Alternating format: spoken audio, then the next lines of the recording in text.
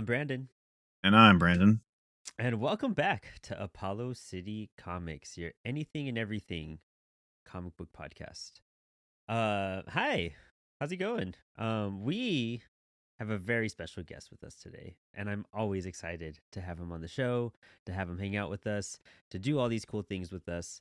But for today's episode, as we embark and continue this like first issue segment that we're doing right now, going through all these like original, we just did what, Daredevil, we did Incredible Hulk. Today we're doing Thor, so that Woo! means we have to have our boy You Ryan know it. Doze on the show. Yes. Yes, Across the Let's go. Bifrost. We needed to pull in the expert, the one that knows all, the only one worthy enough to wield the mighty hammer. And if we ever did a Thor show without him, I would just feel ashamed. The moment we were like, oh, since we're doing origin stories, let's just do Thor. And I was like, I know exactly who we need to message this very moment. And Right. he was like, we can't do it without him. Brian, I won't welcome. lie, I would have been confused. Yeah, you would have kind of been like, guys, what the fuck? Like, why didn't you even ask me? Like, Guys. No, yeah, thanks guys. I am really excited about this. Like when Brandon told me a few weeks ago that you guys were doing the origin stuff, I was like, Daredevil, sweet, Hulk, awesome. And like there's so many great characters that you guys are gonna do. Like, and I think Thor's origin just is so pun intended worthy of consideration because it's also his 60th anniversary this year. That is So- true. there you It go. is, Yeah. Damn, Brandon, score on us for our planning. Hell yeah, dude. Every time. I'm looking at my Marvel calendar because it has all the anniversaries on it. And I was like, where? I saw the Thor one, I think. Did I miss it? I think it's March. Yep. I'm a total fucking idiot. I didn't realize it's like right here. Like, There you Damn, it go. was March. Hell yeah. yeah.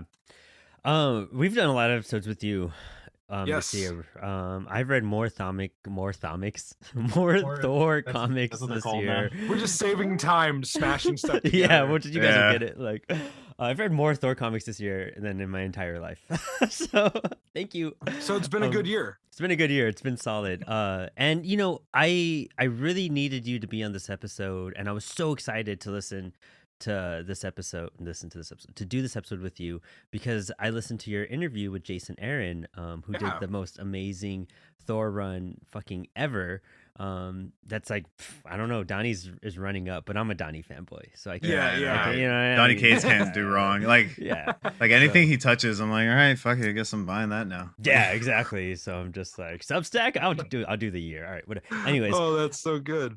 but in that interview, it was revealed, not to spoil it because there's so much good information in that interview, but like one of my favorite parts is that he got the name Gorr from the first issue or first appearance of Thor. All right, you did. And that just blew my mind, and it just made me so excited to read this issue. And it's so fucking goofy. I can't wait to Not see. goofy for days. I'm so excited to see like the contrast from like this Thor #1 to like the one that we all did together, you know, with God Butcher and everything. Like, it's such a how that character has evolved into Yeah. this majestic, amazing, fucking beautiful piece of art from what we're about to go through. And this is only 14 pages too. So Yeah, this is a traditional Silver Age origin story where they pack in a lot. Like, yeah. like I know Yeah. Brandon and I are gonna fight over Stanley's writing style here. Oh yeah, we are. But I will say this: those guys like were cranking out efficient origin stories that, yes, have been retconned and changed and all that kind of stuff. But like, it was a linear, like logical. I mean, as logical as a giant space god, you know, who fights stone aliens can be. It was, I mean, it's an efficient 14 pages. Oh yeah. Because like Yeah. the rest of this like when this magazine would have hit the stands, the rest of this was filled with like, I think 2 or 3 like kind of filler, like backstories, essays and things like that, just to kind of Mhm. pad the book. Because Journey into Mystery didn't have a monthly headliner before Thor came along. And most of these house books didn't have a headliner until the superheroes came into play in the early 60s. You know, looking at these journey, and all this is on Marvel Unlimited, which we're Yes. gonna kind of screen share right now, and hopefully, I don't know, by now, at the time of recording this, our Daredevil episode is gonna come out this week, so we'll find out if these episodes get flagged or not. But but at least we're honest, you know. yeah, right. Like we'll find out. We don't own any of this stuff. Where was I going with that? I totally spaced out because I had to give my. It's coming out the week of your Daredevil episode. Yeah. So we're gonna screen share this with Marvel Unlimited, and we're gonna go through all this stuff. I will say this about Stanley. I still forgot what I was gonna say. I will say this about Stanley. As much as I despise his writing, and it's early comic book writing, but his structure is really solid. I will give him that. Like his structure is solid as fuck, and he could give you everything you need to know in that book. Although it's kind of like we'll point it out as it gets so obvious. Just to give like a Spark Notes version, I've said this like I think both times when we did Daredevil and Hulk was that, you know, I'm not afraid to say like it's really hard to get through Silver Age comics just because of like the writing style. And, you know, I'm not saying that they're bad in any way. It's just like, you know, if you weren't there or if you don't consider the context, it's really hard to get through a lot of this stuff. Exactly. 100%. But the thing with like the writers of the time, Stanley as an example, was that like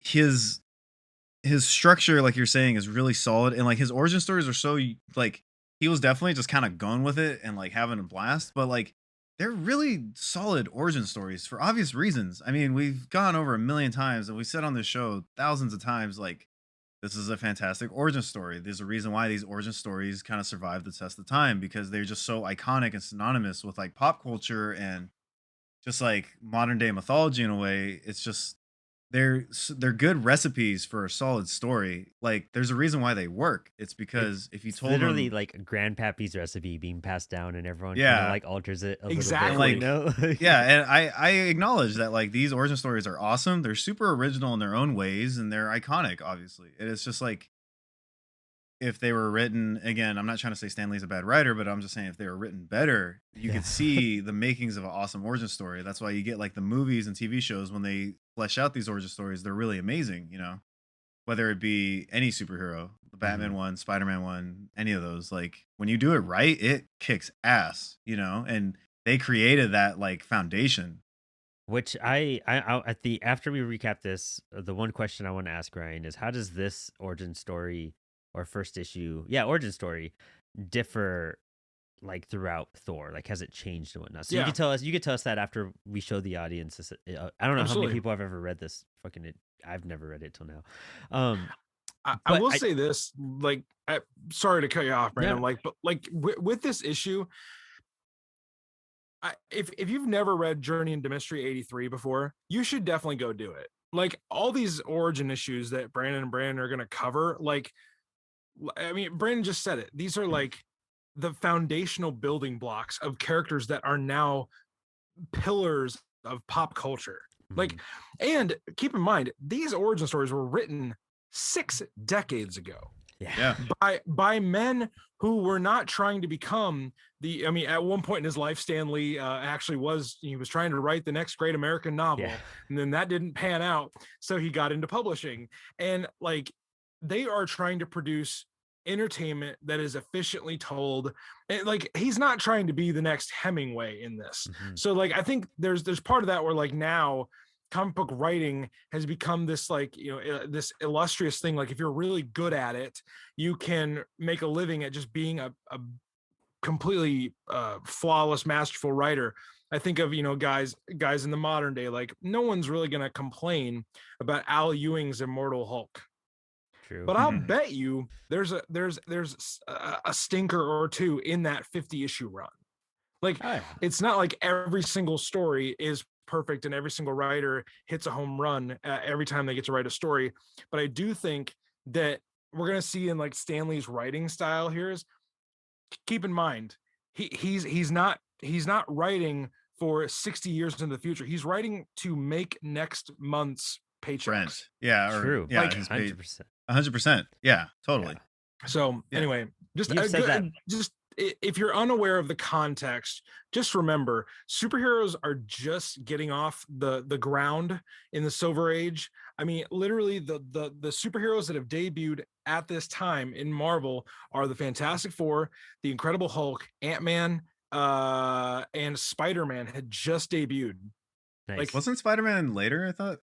no, I'm probably wrong. But Amazing Fantasy 15 is like maybe, I mean, it's probably a few months, but Spider-Man was the last superhero before Thor to debut, and then they go on to like Iron Man and Doctor Strange and all the like Wow. B and C listers, basically.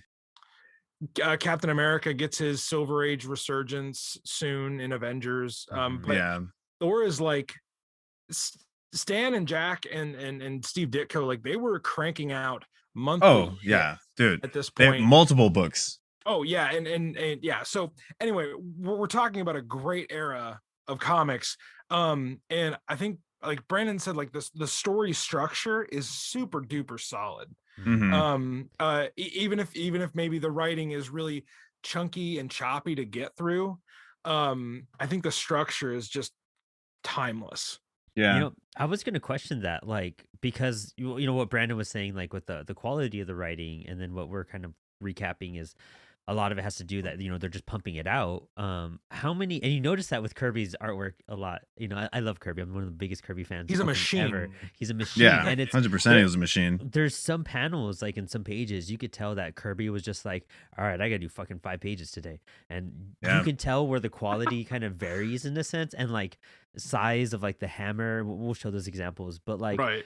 how many books was Kirby working on at this point? Would you have a general idea? At this point, There's if I were to guesstimate, it would be Fantastic Four. Yep. Obviously Thor at this point. Yeah. Daredevil was later. Wasn't he doing Hulk too? He was doing Hulk. If we're thinking like the 60s in general, like overall, I mean, Fantastic his Four. two Excellent. big books were Fantastic Four and Thor. yeah. Anything else would have been kind of more like Well, sporadic. he was drawing Avengers too, right? That wasn't around yet. Or did he only do covers? for a time. Like, yeah, Yeah. well, and that's the other thing. Brandon brings up a good point. He was doing covers too. Yeah. Oh, So like, okay. and I mean, he was cranking out oftentimes- work. Yeah, either I mean, way. it's just insane amounts of work. Yeah, God, I feel like there's a book I'm forgetting because Ditko had, you know, Doctor Strange, and he had Spider-Man down, which makes me think, you know, Kirby was probably doing early Iron Man. Duh, Silver Surfer. Yes, Well, but like Silver Surfer actually doesn't come along to like the late 60s. Yeah. 68. Well, I was saying the 60s in general. you know. Okay. Oh no, I yeah, was saying yeah, like at this time, like that's what I Oh, was at looking this for. time. Yeah. Yeah. Probably That's like crazy. 4 books then. That's pretty. That's so much. You know. That's a lot for an artist, for Yeah. sure. Yeah. You know? Was he doing colors too? He was, right? You know, it's actually really weird at this point. Colorists aren't often credited. Yeah. No, this was they that weird aren't. era. And where they were letters just- at times. I mean, inkers, you usually too. get writer, penciler, inker, and like, I mean, and letterers, give or take. Yeah. Yeah. Letters and inkers like would most of the time make the book at that point. Yeah. But they were all the extra people that go into all this. Kind of just don't even get credited. So many female creators, Mhm. and artists were Oh my just gosh. not On both major publishers. Yeah. There's so many that like nobody knows about.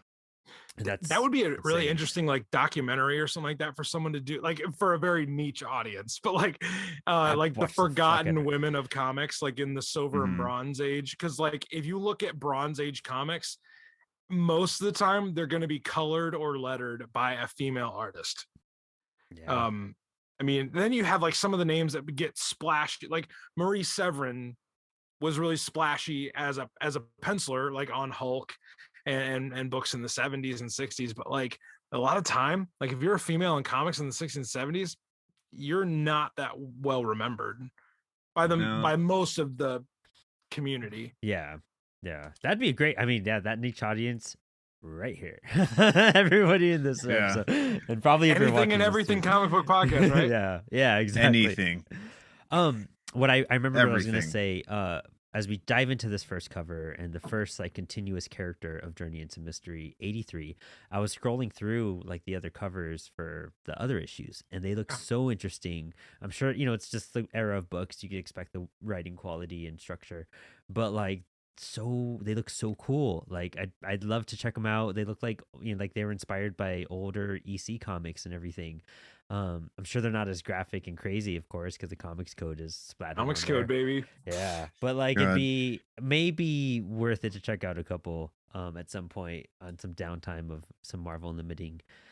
But here we are, Journey into Mystery 83. Okay, Introducing the 83. Let's keep yeah. that in mind. Yeah, this has been out for a while. I don't know. I'm fucking should look this up. But did Kirby work on previous Journey of Mystery books?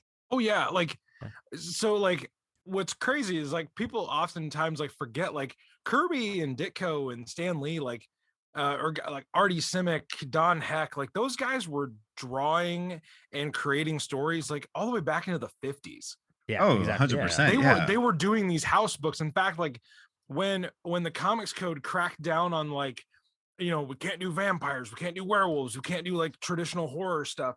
That's like Ditko and Kirby were the ones that were like, okay, we're doing monsters and we're doing aliens now. Yeah, that's right. Mhm. So Okay, cool. if you go back to like Journey into Mystery, Strange Tales, Tales of Suspense, Amazing Fantasy, like that's like where you're gonna see a lot of that stuff from Mhm. them. Nice. I'd love Yeah, to check it's out that just for their creations and their it, earlier work in a sense. You know what I mean? it was funny. I was thinking about it, like with Marvel. Reading this issue specifically, kind of reminded me, like everything in Marvel just comes down to like aliens invading Earth. Like literally, Yeah. it's like so Yeah. much, yeah. like that's dumbing down everything in Marvel for the past like 85 years. But like It's so true. it's It's so the true. Skrull, the Kree, and humans, these fucking things on the cover, and like it's like literally all the Celestials, obviously Thanos, Yeah. like all these living tribunal. It's all shit in space. Like the Literally, censorship really pushed them to like think in that sense. I like a historical context thing just to keep in mind. Like we're in the middle of like the Cold War, the space race. Later on, we'd get Reagan's Star Wars, not the good Star Wars, the lame one. But like us and the Soviet Union are racing towards the moon. So like it would make sense that kind of our zeitgeist would kind of switch to like, okay, what's out there? So Yeah. it's really common like for them to do this, like because now like when they're doing the rise of the superheroes, it's like, well, who are the superheroes gonna fight? Alien of the month, like Yeah. Thor in these early Nazis Thor are done. issues. We can't do Nazis anymore. So Yeah, I mean, there was like, yeah, it's been like, World War II was like long over by the time it was the 60s, like in terms of, being in the media. yeah, And don't Yeah. worry though, we got lots of commies coming. Lots of True. commies. true. Yeah, there you go. They talked about in Hulk. Yeah, well, I think his first villain, the Gremlin, is it the Gremlin? Was like a Soviet spy Like or something like that. scientist. Yeah, exactly, like scientist spy. It's I don't know. ridiculous Oh thing gosh. ever. Check out our previous episode on Hulk's first issue, and Yeah. that sent us on a trip. There was like the villain gets introduced like 20 pages in, or some Right. shit like that. Like so stupid. Oh, it's so weird.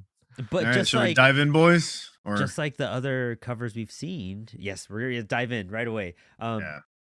We're introducing the mighty Thor, the most exciting superhero of all time. Begin the saga of Thor in this issue. The least amount that we've seen Of writing on a cover. of writing and of a character's name.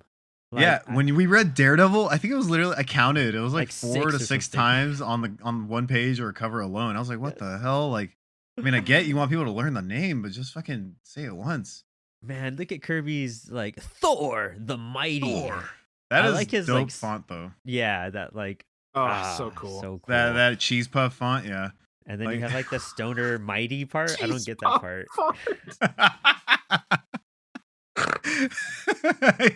You can't unsee it. It's like a cheese crunchy No, font, God. you know. Well, I've read this issue about half a dozen times, and now I'll never be able to unsee that. Sorry, if there's one thing I love doing about comic books, as much as I love them, I love ruining them for people because that's just what I do. Yeah, I do love ripping on him. Yeah. Oh my gosh. Thor. My the legend Mighty. has come true. The will of the gods. I am alive. I am invincible. I am Thor. Thor. Yeah. So So if you didn't fucking know, we're reading a Thor comic. yeah. Like, By the way, that guy's name is Thor. yeah. This is Quick thing I just realized looking at this first page though. When you look at Ultimate Thor, his outfit has the same like ball things on the front, and I don't know if that's supposed to be some significance for like Thor's outfit in any way. and in the Ultimate one, didn't he? Oh, he had the belt that gave him power.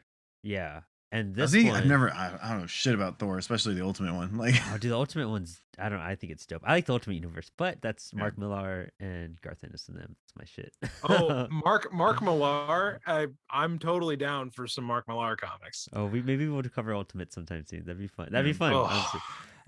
But yeah, no, that's a cool Yes. callback. I didn't really realize that until right now. I guess. yeah, because if you look at the Ultimate Thor suit, if I'm wrong, as I always say, no, you're right. You're they totally right about they it. light up too. Yeah, exactly. Yeah, and I think that's pretty cool. I don't know if that's some sort of like significant thing that just kind of happened, or like if they actually have a meeting. I don't know if you know, Ryan, but I think honestly the version of them that I'm most familiar with is in like modern comics. They're more like sigils. I think they're more ceremonial than they are like, it's not like a power source, or it's not like Tony's arc reactor or anything like that. I think that's the way it is in Ultimate though. I think But yes, but I don't think that's the I don't think that's their function Yeah. here. yeah, They're more Yeah. honorific that Yeah. makes sense. in their appearance. It's more a Kirby design at that point. You know Yeah. what I mean? I do love his wrestler belt though. That is some. Oh. Yeah. He's a The belt of WWE power. champion. Yeah, dude, it's Um, like bright yellow. so- like that looks like a. It does look like a wrestling belt, dude. He's the champion. So I'm gonna just say this now, like on air, recording, however you want to put it, visual, straight up proof, and I'll admit it. I did not know Donald Blake was the original Thor, as far as this origin story goes. I thought that was a character that came later. Same, Yeah, 100%. No, I didn't know say Donald it. Blake was like. I maybe the maybe original. years ago. I don't know. I feel like I've somehow might have thought that, but I didn't like know that as a fact. You know what I mean? I thought Donald Blake was introduced in another sense later on because they had to give Thor. I didn't know he came out in issue 1 in Yeah. a sense. of Yeah. him, you know? So, real quick, Ryan, can Yes, you sir. just give us like that brief summary of how we go from Donald Blake to Thor actually being Odin's son? Ooh. Yeah, the what fun- is with the- that? Like Where's the breaking point where it's no longer Donald Blake and he's officially like the son of Odin? So oh gosh. So here's the thing. That is probably one of the most convoluted parts of Thor's origin and his backstory, because it's been retconned a few times. yeah. Mhm. The layman's like way of putting it is that originally we're supposed to think that oh well, Donald Blake is kind of the alter ego of Thor. He's the Peter Parker to his Spider-Man. Yeah. Mhm. But later on you find out that Odin, he kind of made up Donald Blake. Like Donald Blake Yes. was not a real person, and Odin gave Thor the alter ego of Donald Blake to have him prove his humility and his worthiness. Now that is like flip-flopped and been done a few different ways throughout Thor comics, but now like nowadays it's really settled into this, like Thor has always been the god of thunder. He had that little spell when he thought he was Donald Blake, but he wasn't. But like he remembers so much more about his thousands of years of his past, Mhm. and his origin goes even further back now to the Viking days and all That's the what throws like me off. Like long ago. Yeah, his Yeah. discovering when Thor began is actually a little harder than just he was so many years old in Journey into Mystery 83, and you just go forward from there. Thor's been around for thousands of years, so a lot about him has been retconned and changed. So it's I wish I had a better answer, but it's not as simple and straightforward as one might want or hope. I do like the Of course. concept of how it's been retconned in the sense that he took on this Odin made this persona for him so he could live Mhm. among mortals. Yeah. You know what I mean? Like I think Yeah. that it makes sense. It's solid. Like I don't really see Yeah. a flaw I mean, in that, it you know. explains But, like, everything. this shit like confused the hell out of me. I was just like, how are Oh, you gonna yeah. put Thor Yeah. like in the power of the fucking walking stick, man? Like, Yeah. like, Dude, I do love that this first page is like Donald Blake, an American. oh yeah. Our story opens with the windy coast of Norway, where we see the fragile figure silhouetted against the bleak sky. He is Dr. Don Blake, an American vacationing in Europe. It's like, oh, my bad. He's American. Fucking, and of course, an American, a spaceship goes right behind him. And Yeah, I know, shit, right? Yeah, like, right, And then, stupid so why are these Americans. guys yellow? Why are they yellow in the book but green on the cover? I think that's a Marvel Unlimited coloring thing. Like they Oh, really? recolored them. Oh wow, interesting. I didn't know that. I've actually never seen an original copy of this comic, so Yeah, I'm gonna look it up and see what happens. I do not know. You know this. I love Kirby.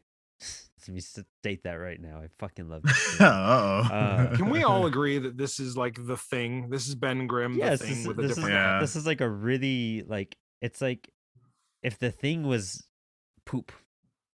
The Like thing was poop. if you pooped and you made the Thing out of your poop. And then you like, This is what and you and would then you do. like pinched at the very end. and Yeah, that's the you know shape what I of mean. their The head. you know? Yeah, exactly. Like this is Uh, the Mr. so- Hanky of the Thing. Mr. Hanky. So it looks like they're green in the original comic, but yellow in Marvel Unlimited. Okay. That's fucking weird. All right, The maybe poopy it just like the monsters. coloring didn't scan right. It didn't work out. I don't know, maybe.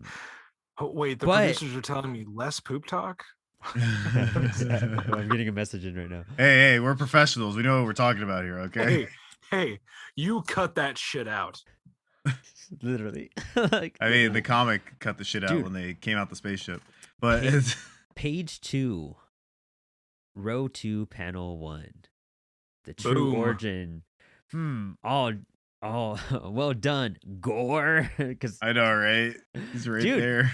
I mean, we were talking about this with the Incredible Hulk first issue. Literally, the words Hulk and Immortal are on two different bubbles, but are bold. right next to each other, bolded Yeah. next to each other. Another concept that came back, and I'm not a big like crazy Hulk fan. Correct me if I'm wrong, but the whole like he didn't become the Hulk because he was angry. He became Hulk night and day, just like an Immortal Hulk. And I think just going back to some of these baseline, what we were saying in other episodes, and you said it yourself, like the foundation of this all. You go back to these first issues and see what you can pull and see what you can kind of like. Jack and Stan were brilliant. Well, I mean, Jack was brilliant. And Stan was really good. And and like they gave us like great recipes to just improve upon and grow with. Mhm. And right there, fucking Gorr, the God Butcher from this stupid little shit rock monster. You know what I mean? So like, is that the same Gore? That's the real question, Like No. God, no. He's like, God no, you stop right now. now we're That drawing a would be line. great though if there had been a panel where Gorr goes and kills the other Gorr. Yeah, I know, right? Oh wow. He's like, the gods betrayed me. Killed all the rock gods. If they would have killed the rock gods, that would have been sick. Not like Lemmy from Motorhead, but like like these motherfuckers. Oh my Where- goodness. Where did this gun come from? What's what? The gun at the very bottom panel. They don't Where- have where- pockets they don't got or pockets. anything. dude. But on the cover, they're all like GI Joe'd out. Like, Oh yeah. They are. They're suited and booted and ready to go yeah. Dude. on the cover. They only have belts, so that means they're technically naked and they wear the belts. And this answers. It's the actually age-old part of their question. tactics to be naked and armed. So- it scares people away. it's naked and not afraid. So one cool thing. I had like 5 white people jokes that I was just like, "Don't say them, don't say them, Don't say 'em. But So direct them all here. one cool thing I want to point out that I feel like we keep catching when we've been doing these origin story issues Mhm. is a lot of stuff, specifically with Ditko. Again, anyone, if you ever want to do the research and prove me wrong, but Ditko made the 9-panel grid like popular, and it looks like it's been a thing that like Ditko did back with like Doctor Strange and Spider-Man and all that. Again, that's just what I've read in passing. I don't have like concrete proof. What's interesting is that Kirby did the similar thing, but he does this thing with the 9-panel grid where everything kind of lines up symmetrically. And then when you go, so you go to this page and then the next one, for instance, right? And they do that thing where they like break the pattern, but still follow like 9 panel grid roughly. And I've Yeah, always found it interesting that Yeah. like I don't know if that was intentional or just a design choice that just worked. You know, like there's no definitive answer. the sequential art aspects I gotta do. I mean, and I'm not the biggest expert on sequential art from this era, like hands down, obvious fucking Lee. If you've been listening to these last few episodes, Brandon and I don't know much in this sense, you know. That's Mhm. why we're learning. But I really want to learn how they worked out sequential art or how they thought about sequential art. I'm sure it's in Will Eisner's stuff where he explains some of that. But like like what Brandon's saying, we saw this a lot in the Incredible Hulk, where these two panels, like in the middle, the second row, you would have that kind of flipped throughout the entire book, where you just have like 3 panels, 2 3, or 2 3 3, or 3 3 2. Mhm. But like it was hard to we were trying to figure out the purpose of the paneling in that sense, you know. And in other books you could really decipher, especially modern books, you could understand why certain panels are certain sizes, why they went with certain choices. Like Yeah. it's really clear because it's very specific why. A lot of these like don't seem to have as true of I'm gonna fucking get on Jack Kirby and have them explain this to me. Just Like, explain this now. yeah, like tell Well, me about Jack's like paneling mindset. You know? my theory is that they were cranking out these books left and right, right? Like Jack Kirby was literally doing hundreds of pages a day. And my theory is that when they had like a printing press going, they had like pages of like blank panels and they just had random sequential 9 panel grids just like printed and he's like, "Cool, I can work with this." Or That's kind how of I like look at it. just templates. Like I'm sure they Yeah, had like these same exactly. Like templates and just like passed them but it was through. like randomized and he just kind of went with it. But wouldn't he be the guy that could pull that off? Yeah, Like, exactly. He would be the Yeah, guy that could pull that yeah. off. Yeah. I mean, think about it. These last 2 pages that we talked about, over 2 pages, you have 17 panels. Yes. Yeah, that's 17. insane. That's insane. And like, With crazy detail. Like oh, there's entirely. backgrounds in every and you don't see that a lot, especially in things like this, like where you see fucking backgrounds every single like, that's why Dave Gibbons' Watchmen is so extraordinary. You know what I mean? That's why 9 panel grids are so fucking hard, is fitting that much detail into In that those little small thing. panels. Dude, what Yeah. And like an example of this, like, and it doesn't really follow the detailed background point that Brandon's saying, but if you want to see a masterwork with 9 panel pages, go read Tom King's Mr. Miracle. Oh yeah, Oh, yeah, fuck yeah. The totally. entire Yeah. book is like 9 panel pages are, I think, some of my favorite pages because of what Brandon was saying, the sequential storytelling of it. Think about it. On this third page, we start the page with the old man running to the village to tell them that the aliens have landed. By the end of the page, Don is in the cave where he's about to become Thor. Yeah. So much happens in the 7 panels in between, and we've gone on a very long journey in a very short amount of time. Well, that's one of those classic things in comics that like people tend to overlook is that, hey, again, we're gonna repeat ourselves like every episode, but like, there's a lot that happens in the gutter, between panels. It's a very classic thing. Like the passage of time can be anything from like a millisecond to like 10,000 years, True.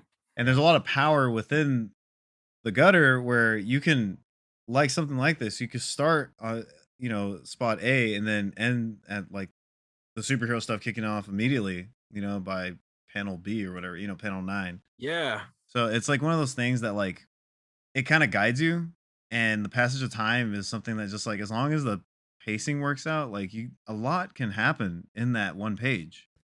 And speaking of which, going along those lines, what I'm noticing more than ever in these books, and you never really see it. And whenever I've written comic book script, I've never fucking done this, except for maybe briefly in like a very bottom corner panel to help you turn the page. But they just change scenes out of fucking nowhere. Like typically it's a scene a page. You know what I mean? Like you get or at least half a page or something like that. But it's rare that you're gonna shift your entire setting and your entire story somewhere else. like on panel 3 on a 9-panel grid. You know what I mean? Like you hear, like, dude, this old man wasn't introduced on page 2.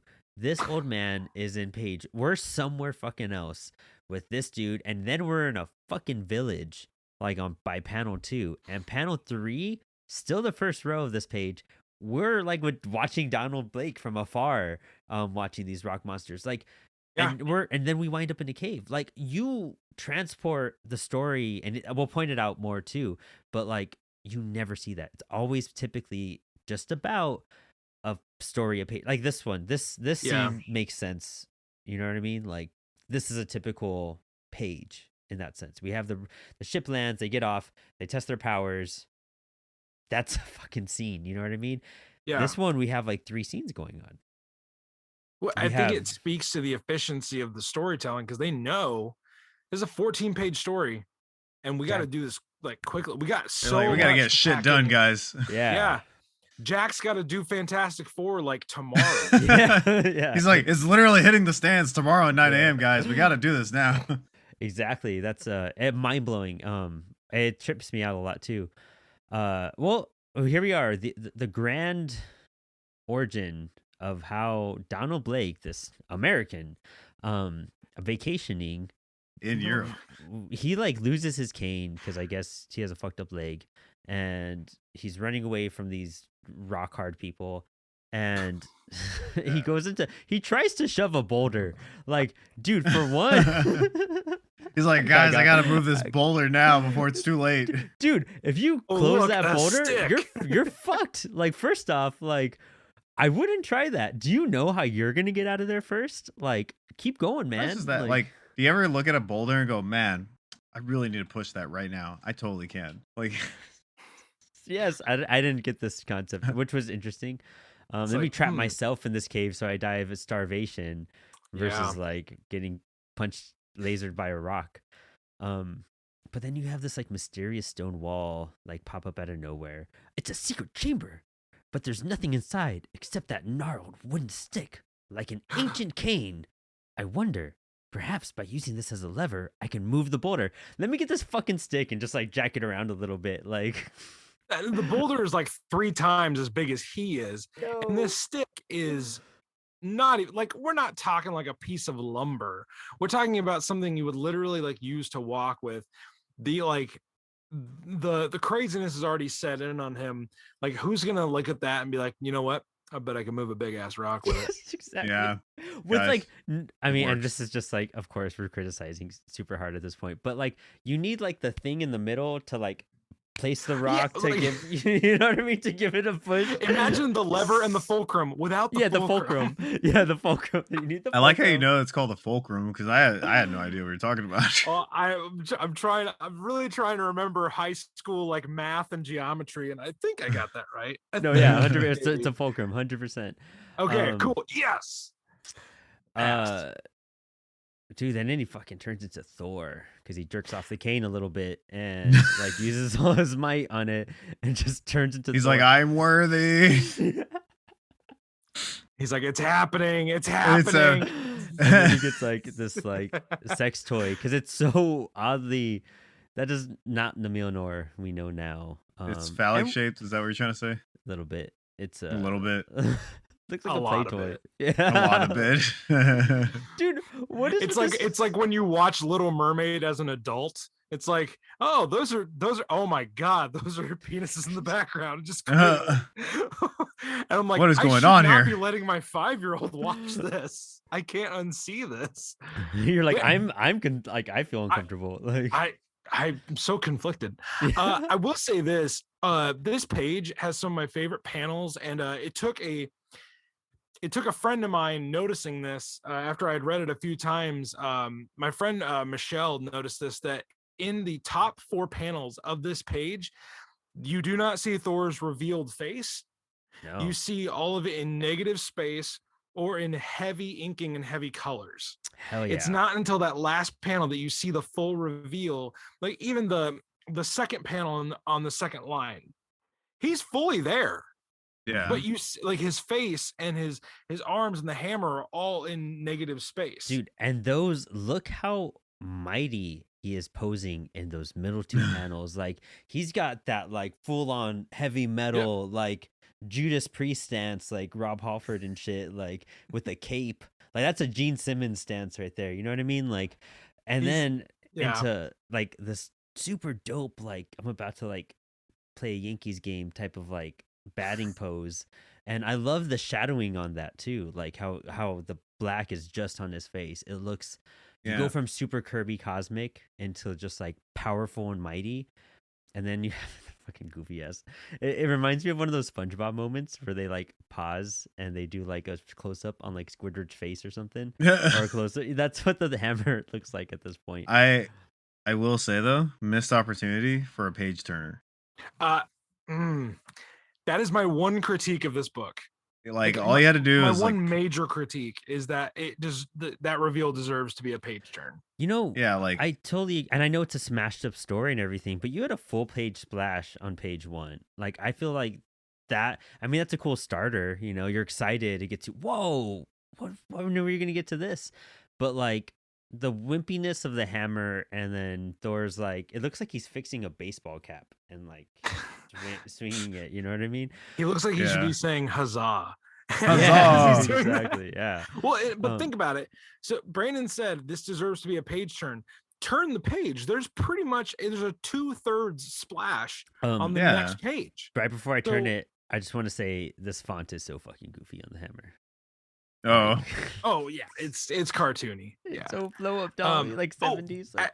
What actually? So one thing on that last page, just sorry, before we fully like move on, this page I think really highlights Joe Sinnott as the inker. Yeah, Joe Sinnott inks Kirby, in my opinion, the best of anybody. Yeah, because the inks don't really like. They don't bleed into the actual like drawings, and usually in the negative space that he operates in, he's really crisp and clean with it. I really enjoy Joe Sinnott inking Kirby. It's my favorite version of early Thor to read. But I think Joe Sinnott definitely deserves consideration, and this is a page that shows off how great he is at his craft. And like as I'm learning more and more about how comics get made, I'm being really careful with like how you critique people that have done stuff that you're never gonna do. Yeah. But like inking is one of those things that I've really tried to learn more about. Joe Sinnott's just one of the greats when it comes to that whole process. It's crazy. I forget, and I'm again not specialist professional over here, but I forget who else inks Kirby like during New Gods and all that, but it's so thick and it works for a certain style and certain characters. But I love seeing that flexibility between the lines that people give Kirby and whatnot. Like they'll either make them really heavy like the character, or they'll kind of give you that crispness that you get like in this stuff. That contrast between Kirby's work I think also really transforms him as an artist too. It makes his work stand out more than anything because you have his designs on one, and then you have these insane inkers that are on different mediums at that point. It's not like, I mean, a Jim Lee thing, Scott Williams is like fucking phenomenal, but like even if you saw Jim Lee black and white, you're just like, that looks pretty much like Jim Lee no matter what. You know what I mean? You don't see them, they're not like all stars on it. It just looks like Jim's work at a certain extent. But with these guys, that's where you can really sell the contrast between who and what book he's doing too. Well, and I think like there was a large period of Thor of Jack Kirby's Thor where Vince Coletta was inking him, and that inking has been through the critical ringer so many times. Like every so often you get a really great inked page or an inked panel or issue, but often like the main critique of Coletta is that he steps on Jack's art so much. Yeah. And if you're Jack Kirby, what do? Complain about it? No, you just draw another masterpiece. Like to me, it's like a testament to your greatness. It's like somebody literally inks the shit out of your entire page and takes out aspects of the background that you put so much detail in. What do? You just do another awesome thing. And back later on, I believe when Kirby came back to Marvel after his stint, doing New Gods and Superman's pal Jimmy Olsen. He had a guy named Mike Royer do his inking, and like he was, I believe, I could be wrong on this, but I think he was Jack's like exclusive inker from that point on, because they just had a better working I think relationship. you're right, But and I think that's where I got that from. the inking conversation aside, again, this is Apollo City Comics. This is your anything and everything comic book podcast. So if you wanted a 10-minute diatribe about inking, then you came to the friggin' right place today. Get some research out here. Oh, this is one of my. Oh my Kirby gosh, he's got a omnibuses. book. All right. Yeah, Mike Royer. Yeah, and I think that's why I love Mike Royer's work, because the thickness on his lines and compare, like, let me just see if I can show this on the camera. Like, just look at one fucking panel, 2 panels. Like how different that is from what we're seeing on Thor. Oh, of yeah, course, for this sure. is years later on Kirby and shit, but like the detail that he's able to bring out and the thickness of all that, fucking just look at that.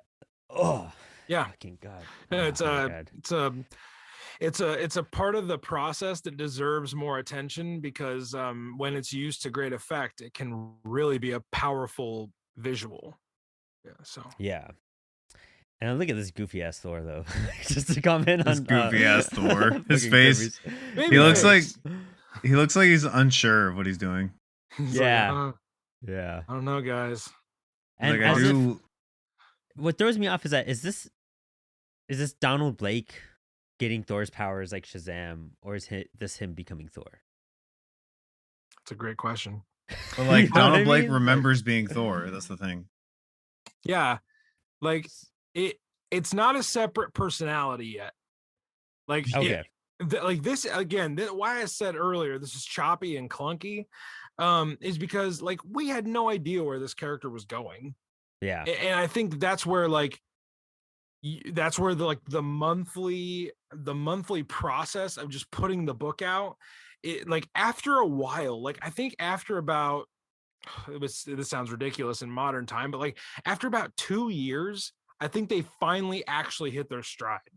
Like that makes sense. With their version of Thor, they finally hit Mhm. the stride of, like, oh, there's actual some continuity here. Like if fans if you're gonna read 83 of Journey into Mystery, go ahead and read 85, because 85 is the first appearance of Loki, and that comic is bat crap banana pants.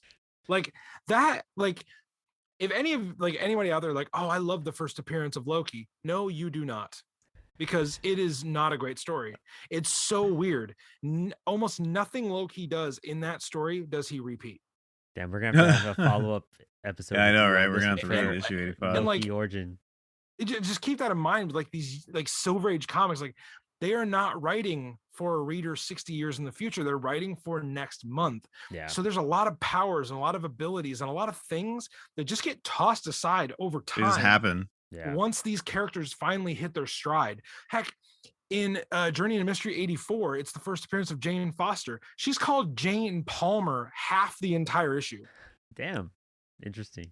Like, and it's like never talked about again. So just remember, we're writing on a monthly basis. We're not writing for the legacy of Thor. Oh, of course, yeah. True. And it's also like that's the thing. That's the truth. Going from like writing this character now, that's legacy. Fucking legacy. Everybody knows, and you have such a pedestal to like sit on when you approach these characters. Here they're just like, well, fuck, let's just this. I mean, I could write a shitty comic, and I would just write it and put it out, because I could put a comic out or something, and I wouldn't give a fuck, because I'm just trying to put work out, and that's the mindset these guys are in right now, just trying to get work out. Compared to now, where it's just like, I mean, now what we were saying earlier, now like to be a comic book writer or artist is just like a dream job. When this was just like, you're a fucking comic book writer, like that's so. How could you? Yeah, it's like, dude, I'm an artist, I'm a writer, I'm trying to make next month's rent, trying to make sure my kids get fed, and it's not like comic book creators today don't care about those things too. But it's funny, like we sit here and we talk about modern writers and artists like these lauded figures, like they are still at their core, they're still that, like they just want to tell stories. Yeah. And what's funny about this is like if this were the first issue of a miniseries today, I guarantee you that miniseries is not making its full run. Oh, hell yeah. No. Yeah, true. True. And I can see that. like, there's so much more. I don't know if the standard was lower, or if just the microscope that modern comics are under is just not as, it's a lot less forgiving than Yeah. like in the 60s. Well, I would say so, for in sure. in the 60s, it was almost like they were pumping this out to like make pay, right? And like make a living. And then the other thing too is there's nothing really for it to go against. Like it was just, this is what comics were. The like Mhm. It's not like DC was doing anything any different necessarily. They were churning out just as wacky shit. And with that wacky shit was written real to give or take the same. Yeah.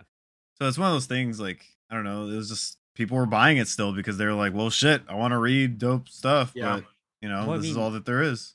and at that time, it's like comics didn't have much to go against at that point. Like there wasn't to improve upon something, you have to really fail at it or see the problem is. And if you don't know anything Mhm. about something, you're not going to know how to fix it while you're doing it because you're figuring it out as you go along. Yeah. And this is just one of those cases where comics were just so, and it baffles us, fucking 80 years later and shit. But like comics were just so foreign in a sense, like they're just figuring it out as they go along, and that's where comics still continue to move and improve and get better. Like the 90s were shit, but then we learned from that, like real fast and got better. And that's just one of those things. It's like a life lesson at that point. Looking back at this, it's again foundational more than anything.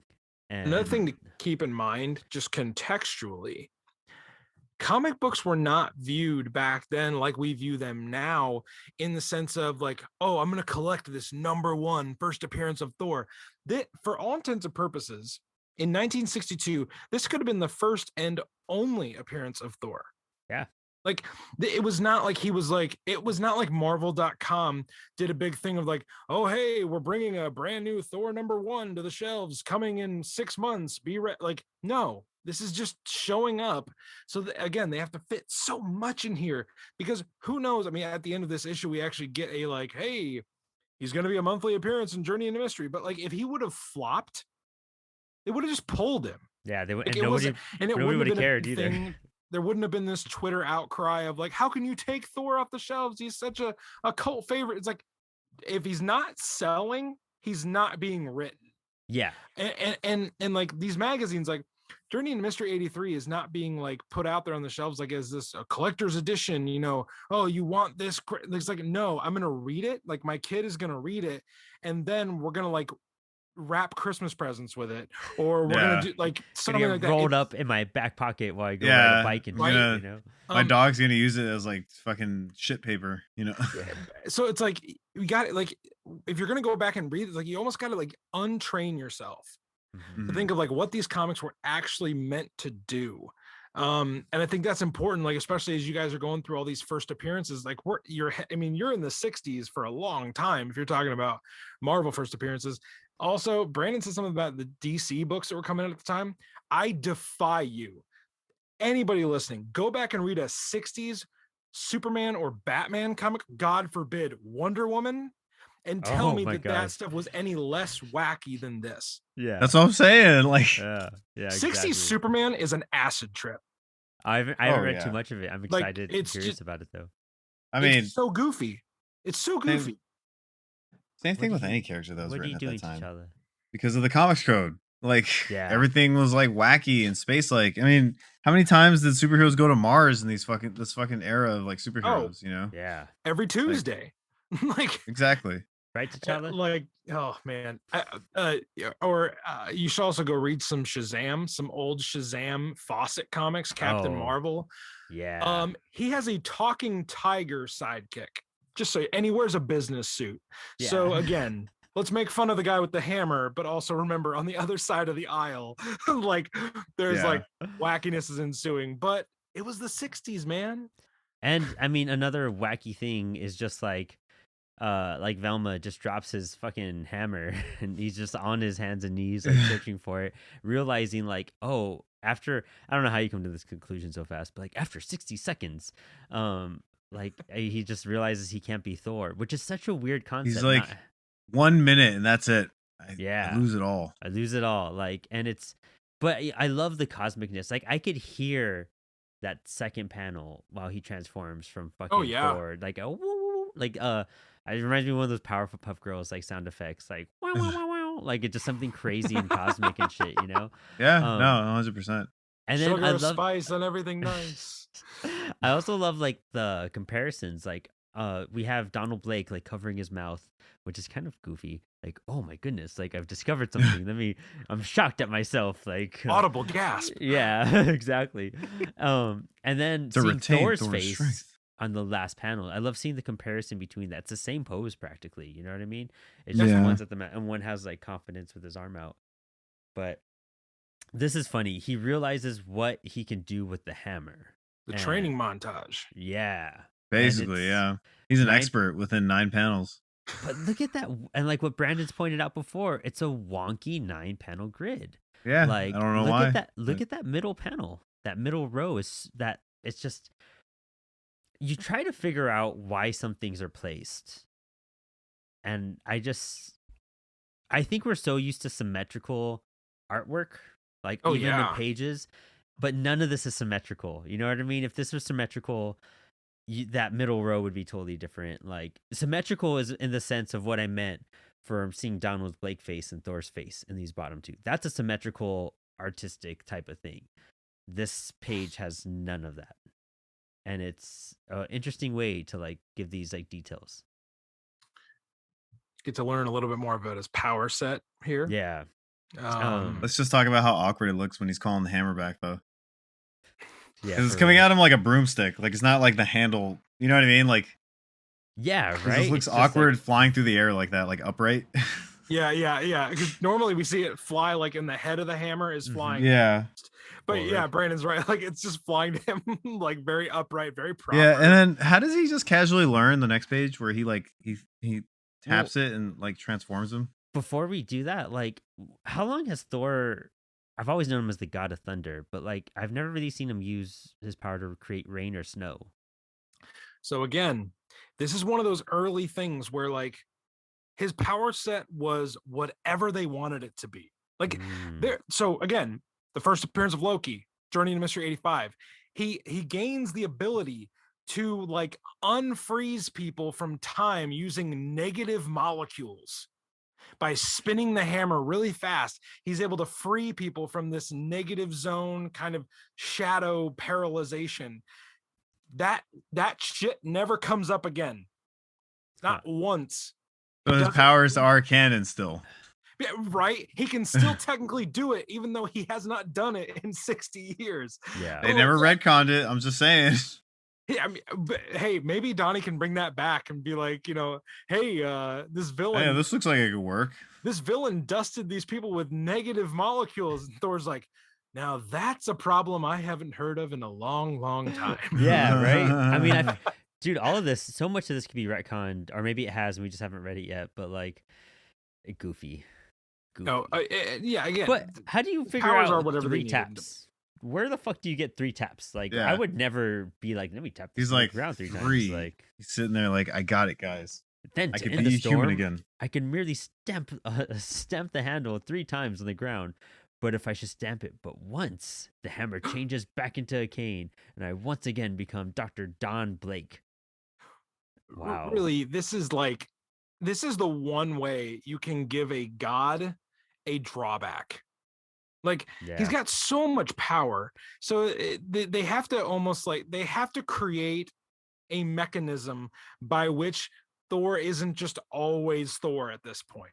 Mm-hmm. Because if he's always Thor, there's really no villain that can beat him. Like, again, if you read enough of these early Journey into Mystery issues, oh my gosh, they find so many conventions to get him away from the hammer, to get the hammer, out of his reach, or to send it to a different dimension. Like, they play with the wording of the stamping before. Like, there's times where Don will trick a villain to stamping the hammer for him, and that just turns him into Thor.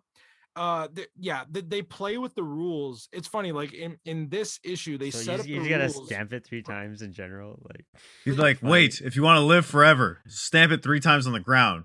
Ha fool, I will do it. And he's like, you idiot. But also, let's just Goofy. talk about how awkwardly long the handle is. Yeah, Oh, and how man. small the hammer actually is. Like, it's and it's like if you look at like old Norse mythological drawings of what Thor's hammer is supposed to look like, you do not picture like the modern Marvel hammer. Don't picture a war hammer like from Dungeons and Dragons. Picture this awkwardly small sized hammer with a long handle, like the, with like a baseball bat at the end of it. You know what I mean? Like it's a very awkward looking thing, because I think sometimes, most times, if you're coming to this comic and all you know is the Marvel Cinematic Universe, you're like, that hammer looks goofy as shit. But yeah, that's what, like, Jack is actually closer to the Norse mythological concept of Thor's hammer than the modern iteration of the hammer is. It just so happens that the iteration from the 60s is goofy. Like we've already established, it's 60s goofiness. Wasn't Brandon the one saying it looks penis shaped? That seems like on brand. Looks like a sex toy. It looks like a sex toy. Do what you It gives will, you a but... thundering good time. I don't know. Like, come to ye old adult shop at Asgard. ye old adult shop at Asgard. That's horrible. Oh my god. Oh, man. So and then a dragon shows up. Yeah. Oh yeah. Casually. Yeah. Don't forget that part. A moment later, a huge 3-dimensional picture flashes across the sky. What in the name of heaven is it? Bitchin' ass dragon though. All the NATO aircraft. Dude, look at the detail behind some of the aircraft over here. Like that is crazy how it. I mean, those panels, the last 3 panels. Kirby had time on his hands that day. I've always stand by, like, when it comes to like drawing like technology and like engineering and machinery, that was like his strong suit that no one talks about. I mean, he's unparalleled. Yeah, hell yeah. Of course, yeah. His Fantastic Four and New God stuff with that. Anytime he would draw like a Reed Richards machine, yeah, you're just like, okay, I don't know, I don't get, like, it's like, how did he even come up with that? Yeah, dude, yeah. Like, have you guys ever seen his early like version of the Ultimate Nullifier? Yes. In Fantastic Four? Yeah. The goofiest looking thing. Yeah. But for some reason, I'm just like, that weird ball of metal and wire is like the most powerful thing in the universe at this time. And Reed Richards just made it in an afternoon. I feel like Men in Black kind of like referenced that with the small little gun that they use. Oh, yes. Yeah, you know what I mean? It kind of has some like similarities in that sense. Oh, that's so true. Yeah. Very cool. And this page is just a bunch of bullshit. Basically we're finding out that these aliens have like tricked the Air Force. I don't even get. They thought there was a dragon there. Yeah, like how did the Air Force get involved here? Well, I don't know. They just like randomly see a radar. The alien ships are like hovering in the atmosphere, and NATO's like, well, that can't be good. So they go and they show up, and then immediately they're scared away by a vision of a dragon that they think is real, but it's not. And they all parachute to safety. I do love, there's one line here that it always gets me. There is, oh goodness. Can you go back to the last page, Brandon? Where one of the guys parachuting out of the plane says, "Hit the silk." Oh, what does that mean? Yeah. Which, I mean, I'm assuming it's the silk of like a parachute, like the line. But I'm like, that is like, you could take that out disastrously out of context. Oh my god, it does mean to parachute. Yeah, nice. Well, yeah, I mean, Jack and Stan were both in the military in World War II. So yeah, it's true. They were military. They would have known the terminology. I just love that out of context. My 2022 brain is like, hit the silk. It's like, yeah. Well, I mean, man, we're in the middle of an operation. Isn't there like that? Isn't there like that random ass Marvel panel or like Captain America, Iron Man are talking, and he goes, "You can go for a real hard dick right now," or something like that. And he's like, "Maybe I do, Shellhead. Maybe I do." And it's about like having a firm conversation. Yeah, something like that. There's the language back then. Hilarious. So many great out of context. Let me see. gonna Could find go it. for a good dick. Yeah, I found it. Still, What is it? still brooding, eh? Maybe what you need is some solid dick from an Iron Man. Maybe I do, Shellhead. Maybe I do. And he And I was calls him like, Shellhead. he calls From him an Shell- Iron Man. From an Iron Man. That Oh is my Oh, god. I'm gonna have to like share that page like on a that story is or something. a tetanus shot waiting to happen. That is Oh a my tetanus God. shot.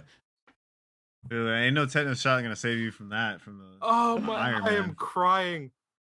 It's Oh. the face he gives to. He's like arms crossed. Yeah, And then bro. you got Captain America doing like the Clint Eastwood eyes. He's like, like Don't sound bad. Hey man, there's a lot of closeted gay guys from like that era. So Oh my gosh. never know if the Cap phrase has a swung. different meaning apparently.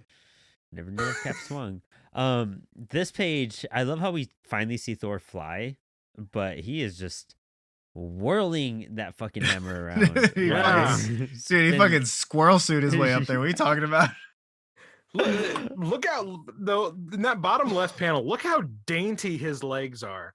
Like he's like ballerina pirouetting, like Yeah. as he's whirling this hammer. He's clearly an upper body guy. He skips leg day. there's- Oh, there's- 100%. For sure. Look yeah, at, look at that. those. What shrimp kind of things. fucking God of Thunder? What is that? Look at that coloring Squatting mis- 20 pounds? The coloring mistake too. That yellow doesn't really fit right there. Um, Interesting. Oh, same thing with the shoe. The Yeah, shoes look at are that. colored. It's bleeding into the. Look, they made mistakes. It's they Wow. were pumping out pages left and right. I Yeah. can't. Ugh. I Part think it's fair to 3. say this comic does not age well. Oh, this one is probably the worst one, and I was glad it was 14. Like the Daredevil one was hard to get through, but You started with 2 absolute bangers. yeah, we didn't know that. Yeah, that's true. Well, we didn't expect that to happen. We just Yeah. kind of did it. Yeah, they were But- actually the Incredible Hulk one was actually good. You guys pretty should much go. for- I don't know if this is on the schedule. You guys should definitely go back to Captain America's first appearance. oh yeah, we'll Oh, do it. I'm gonna Oh, yeah. download it right now. 'Cause why not? The cover of Thor. Captain America #1. He punches Hitler in the face. Hey man, Yeah, that's right. that yeah, cover, Who that's flew like in the war. Mhm. Like, that is like Anyway. patriotic and like straight up like how else are you gonna sell a comic at that time? Yeah. I mean, and hey, It- much like most people nowadays want, like, hey, there was no propaganda in that. So, yeah. having an American flag clad superhero punch a Nazi in the face. dude, it's fucking It's- like for context. I mean, to see that, it must have been like, whoa, I need to get this now. yeah, Like exactly. Like that being, shit's seeing that fucking on the metal as fuck. newsstands. Are we allowed to that do era? this? Yeah, right. Yeah, like, dude, it was as metal as what was it, 1960s? It was no 1940s. What am I saying? What the hell? Yeah, it was like metal before metal, dude. That's a hardcore ass fucking cover. You got these. What was it? I think it was Joe. Oh gosh, I don't have. Someone tell me. Captain America's other creator is Jack Joe Kirby and Simon? Joe Simon. Yeah, No, it was it was Jack Kirby and Joe Simon. So you have 2 Jewish kids, like Mhm. much like the creators of Superman. It's Mhm. like, what's our ultimate like fantasy power play here? Ah, yes, we're gonna Oh have, fuck yeah, dude. we're gonna have this guy punch Hitler in the face. Dude, that's one of the most iconic comic book covers ever. Yeah. Like that Oh, shit's fucking For sure. I think, awesome. Just I think fucking a square in the jaw too. it's a solid punch. It's Like, just, it's a fucking uh, downward smash. and you're just like waiting for like Captain America's to be like, well, yeah, I'm not gonna punch like a sissy. Yeah, right. Yeah. No, Well, oh my gosh, that I'll bet you that I've never read that entire issue, but I'll bet you it is bonkers. Like, would not be written today. yeah, I'd be interested since it'd be one of the oldest ones that we would go back to at that Yeah, I point. believe it's 1940, right? 1941. Yeah, that's something written. like that. It's the classic. Anyway, Before like what? How many years before this one? oh, I mean, oh, that's like 20, the solid 20 20 years. years. Yeah, 20, 30. that's I would love solid to see 20 years. Jack's work from that progression at that point, and then Yeah. jumping to Oh, New it God was stuff. early you know? stages, man. Yeah, exactly. He didn't have such that square-fisted figure that we're all used to. yeah, Um, right, right, that very yeah. blocky style. of especially physique in Thor comics. Like the version of Thor we're getting in this issue, everybody, is a very slimmed down, slender, sleek version of Thor. I'm This surprised is at not that.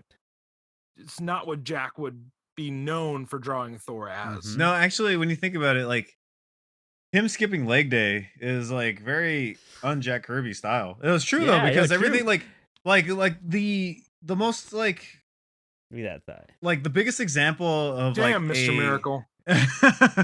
He squats.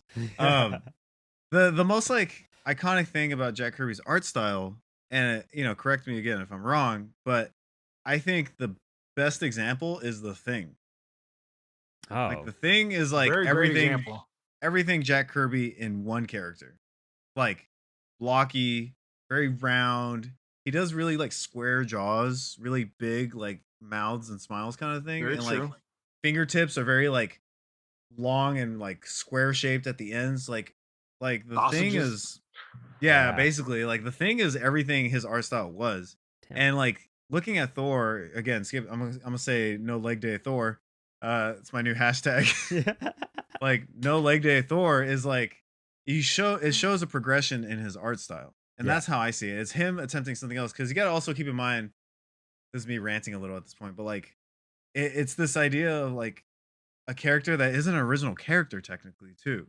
This is a character from like Norse mythology, obviously. So it's one of those things that like maybe he changed his art style up because it was something that's already been, a worldwide known thing. Well, like when they approached this character, I mean, we should have talked about this earlier. Stan Lee wanted to do a god because they wanted to do like what would be a retelling of a god as a superhero. They didn't want to do Greek mythology because it kind of been done before. So they're like, what about Norse mythology? And Jack Kirby kind of had a thing for Norse mythology. So he designs this character, and the initial design, like seriously, look at the bottom left panel of this page. Look at those two twigs he's dealing with for legs. Like, you get none of that Mr. Miracle, quad routine. No leg day Thor, I'm telling you. Look at this.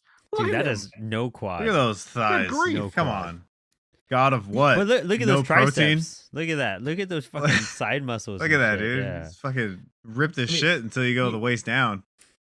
Yeah, I mean, he's looking all like he's all muscle beach from all the waist up. It's all the hammer swings and shit. That's all he does. It's too much of that. Like he's got to. It's because he flies. He doesn't run a lot, Calf raises with the. Not known as a runner.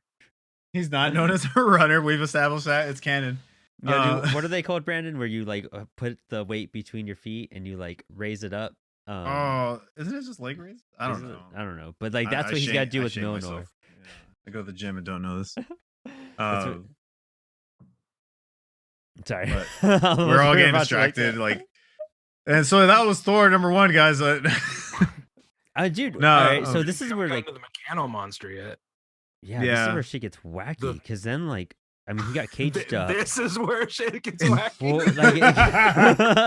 Dude, specifically now. Dude, he's caged up in the steel thing, and all these rockmen have disintegrators. Why rockmen have disintegrators? Like, out of all types of gun weapons. Because comics. Because comics. And then Hulk throws his, like, hammer. All the guns go up in the air. Like, the Earthling cannot be stopped, our weapons. And then they just whip out a fucking robot out of nowhere. Yeah. They never hold those machine guns you see on the cover. No. Oh, it is NATO. It says it right there on their helmets. Yeah. Where? Oh yeah, it is NATO. Yeah. Good yeah. brand dude. NATO. I was like, oh yeah, it is. Oh, actually, do you think they include the whole name? Because I was like, maybe they didn't include it because they didn't want to like have the. I like how this monster robot lasts 5 panels. A panel and a half, like 2.5 panels. Yeah, it's not. Well, another thing about that cover, Brandon just mentioned, like they're not holding the weapons they are in the cover. If you also notice, they're not ever in a cityscape. On the cover, they are on the rooftops. On a rooftop. Of yeah. There isn't a skyscraper for miles. They're all dude. They like fucking catfished us. That's what they did. They catfished us. Wait, Brandon, are you saying that a comic book cover promised something that it didn't follow through with? In the context of 1960s, I'd be a very angry fan. Yes, I would buy this, but I want to see them G.I. Joe'd up in the city. I want my fucking this is what 1960. Was it 12 cents?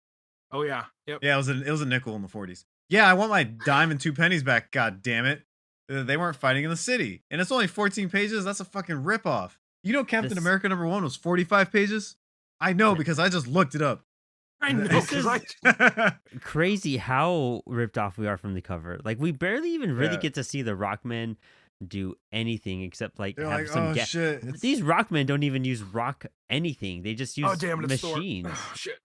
Yeah. Like, and then like NATO's like, who's that guy? And he's like, oh shit, better tap this hammer because that's what I do. And then that's what I do. Dude, it's guys, it's my thing. Let me just jerk this hammer off 3 times and then I'll change back to my. Dude, I'm clear-headed. He had the original shake weight, bro. Like, yeah, it's crazy. After I like shake this hammer a few times, I could think clearly. Like, I'm just like different emotions come to mind. Like, I stop myself from doing things. Like, crazy. I have a fucking PhD all of a sudden once I shake this hammer. Yeah, right. Yeah, literally. This is Thor is about male masturbation. That's what the Thor #1, his original origin is about. I don't know if it's the poll quote that I want to be the most associated with, but it's the one I want to be the least associated with. All jokes aside, though, he goes from this beautiful, blonde, barbaric, strong-willed dude that's ready to do anything for a certain goal. And then he like just clears his shit 3 strokes, and then he's just like a brilliant physician. Like, really, He's the three pump chump. You know what I'm saying? Like, but keep in mind, he does this so often and so rigorously that he develops a limp when he is not Thor. So. Don is pulling all sorts of muscles and tendons. Yeah, like, it's really going at it. Check out that fucking tricep on panel number fucking 6, dude. Maybe another reason why there's no leg day. It's like he just can't plain do it. Like, yeah, he's barely walking straight. All jokes aside, so, this story. Yeah, let's get serious about this. Let's get serious now, guys. It's been a good minute, but now we're getting. No, I was gonna say. Like, the issue isn't like bad. It's just like there's so many things that are so campy and just like wacky that it's hard to take it serious in modern day. I'm sorry. I think the idea is awesome. Like, I hope they never bring back the 3 shake thing. Who are you apologizing to? Because all these guys are dead. I don't know. People who fucking die hard. No, I'm just die hard Thor so fans. Me, you're literally apologize to me. I think I'm the only diehard one that's like, I will somewhat defend Journey of Mystery 83. I know, right? No, it's just like pornographic morality. Yeah, now that I've really seen the deeper theme behind the armature, as I would say in Suicide Watch, of this story. Tell us how you met Neil Gaiman. Fucking, this is an insightful artistic piece that is about masturbation and what it does for you. And I like how I'm trying to like. You got the Dwayne Johnson eyebrow raise. I know, right? No, I was just trying to say, like, realistically, the story is kind of cool. Like, it's the God of Thunder fighting some aliens invading Earth. Yeah, now, some rock aliens. Yeah, that was pretty sweet. If that was the first Thor movie, that'd be a pretty. I mean, I guess he's on Earth, but he doesn't really fight aliens. He fights the Destroyer. He's in Norway too. Yeah, but like, well, in the modern days, in what, New Mexico? Yep. Yeah. Wow. Okay. As a first movie, that'd be fucking dope, dude. Like, when you really think about it, like this, like again, the moving the boulders, shit, and tapping the stick and jerking off the hammer and all that, whatever. But like, it's like one of those things. Like, if you really think about it, like if this was like a fucking Michael Bay developed film where it's just like Thor's just flying through the sky and these fucking rock people come in, and then like, you know, it's Michael Bay, so shit's blowing up left and right, and then like you make it rated R and it's just like this crazy ass fucking, you know, alien movie. Can you imagine how crazy that'd be on the screen? You're pretty wicked. Oh, I can imagine how crazy that would be. Again, I don't know why Michael Bay came to mind, but like if you had the idea of aliens invading and Thor fighting aliens, that sounds pretty dope to me. Yeah, totally get that vibe, 100%. And another thing, like people, if you're coming to this for the first time, like there is no extended mythology yet. No, there's like Yeah. none at all. Yeah, And you barely get extended mythology in like 84 and Journey of Mystery 84, nothing. yeah, 85, nothing. barely, because you get the introduction of Loki and you actually see Asgard for the first time. Like we really don't get extended like fleshing out of Asgard and the Nine Realms and Odin and Loki and Balder and Sif, all of those, until the backup story Tales of Asgard is started. And that, Damn. if you really want to see Jack Kirby shine in a Thor story, read his Tales of Asgard backup stories. He and Stan do, like, that's probably the best thing about early Thor is Tales of Asgard. It's like this goofy stuff is fun, but like the Tales of Asgard is, to me, essential reading. Mhm. That's cool. How I wanna long check that until out. that was published? Oh, I think it's like maybe a year publishing time. There's well, hold on. What? Why don't you guys pontificate a little further, and then I will find that answer for you. Man, this looks dope. It's Tales of Thor, Tales of Asgard by Stan Lee and Jack Kirby. It's on fucking Marvel Unlimited. It's on I'm gonna Marvel read Limited this. in a few volumes. And Yeah. those stories are like 3-4 pages. They read super quickly. And it's all like Norse mythology retellings with this Viking space Asgard. I mean, seriously, it is so good. Man, and then Jack's work of this is already, man, there's Commandi like on page 3 right here. Wait, I'm so sorry. I'll screen share that later. Tales of Asgard started in Journey into Mystery 97, which is about a year plus out from the debut of Thor. Okay, so it took about basically a year for them to like start building go up to- that universe yeah. and solidify Yeah, him. yeah, because up until then he was very much like an Earth superhero.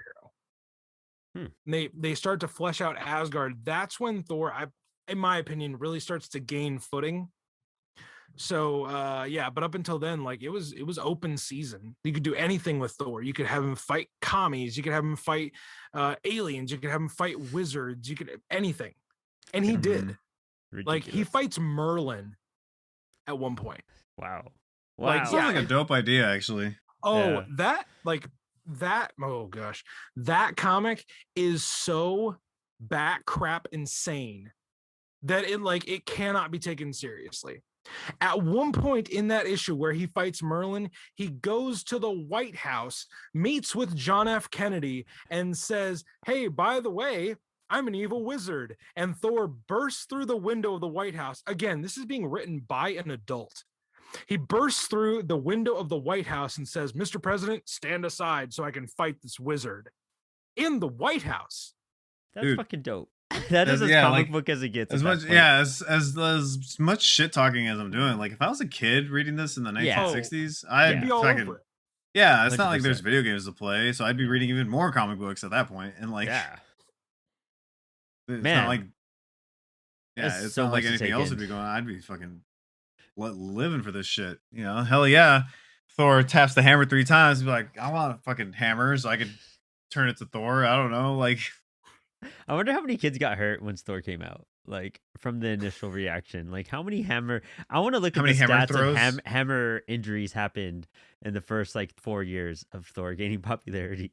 Like at that I'm point. pretty sure there's like a kid out there that's like, they're like looking at return, they like toss a hammer and then like it breaks a window or something.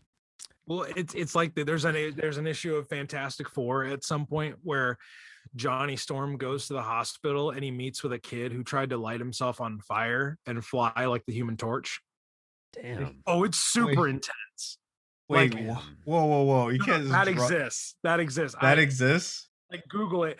The issue, like the crux of the issue is Johnny has to tell this kid like, "Hey, I know what you're trying to do, but like I have superpowers and it doesn't hurt me and all that kind of stuff." And the kid's like crushed because his hero is the Human Torch.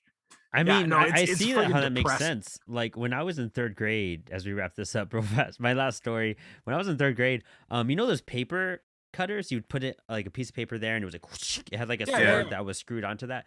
I tried to cut my hand off one time in my 3rd grade classroom because I wanted to be like Luke Skywalker. I wanted the mechanical hand. So I thought if Oh. I fucking cut my hand off, I'd get the robotic, and I didn't. You just Really? slice yourself up really bad as you talk with your hands. Yeah.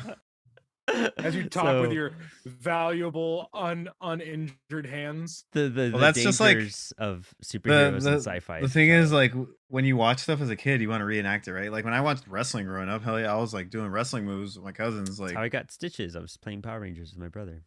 yeah, shit like that happens. But all right, Um, well, this was Thor, fucking Journey into Mystery number 83. Ryan, thank you. It's always a blast having you on. Yeah, We dude. always go over whatever time limit we always We just plan, have fun. and it's always like the best. shooting the shit.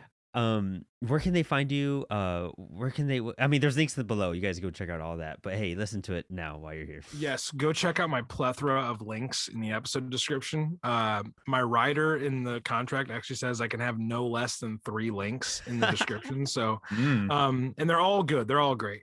No, you can go. By the way, that issue of Fantastic Four is 285. If you want to go read Johnny Storm talk little Tommy off the ledge, go do it. It's adequately depressing. So yeah, you can go check out Across the Bifrost on Instagram mainly. I'm really bad at Facebook. I'm bad at all social media, but really Instagram's the one I care the most about. So go follow us at Mighty Thor Podcast. If you want to follow me personally, you can go follow me at I am Ryan Doze. Other than that, like, good grief, what else am I up to? Yeah, I'm getting really Love and Thunder's probably come out by now. So I've already seen Love and Thunder, and it's awesome. Sorry, he's like ready for it. He's like, by the way, the movie's great, ready guys. for it. It's just like, oh gosh, it's so, oh, it's amazing. But yeah, and then I'm also trying to collect every issue of Marvel Team Up ever. So that's my current hobby right now. Other than that, I love podcasting. I love the co-hosts for Apollo City Comics. They are by far the 2 best Brandons I know. Ah, Thank you. right. Thank you. And I will not power ranking. You're both tied for first. I know, Oh, I got look you. at that. I'm up here. So yeah, guys, I seriously, we talk all the time. Like, so it's Yeah. this is weird for me to be like, hey, I'll talk to you soon. It's like, I know, right? literally will. We're literally going to record an episode for your show on a Patreon Yes, we right are. now. So keep an eye out for that. Sign up for his Patreon at the link below. Yes, And then you get to hear please us. do. And then check out the episode I did with Ryan almost a month ago, 2 months ago, about Garth Ennis's Thor Viking run. God, that fucking so cool. But It's amazing. this won't be the last time Ryan will be on with us doing these throwback episodes, first issues. He just gave us like 10 more to look into. So I call dibs on Captain America. down. I'm down. Done. Yes. That fucking heavy metal ass fucking cover, dude. We'll do it next week.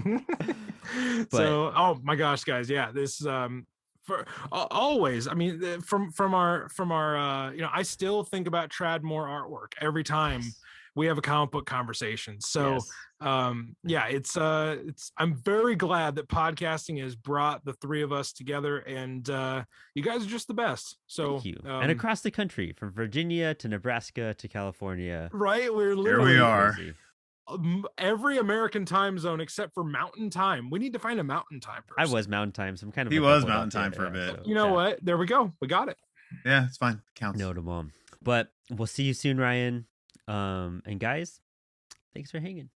Thanks for having me.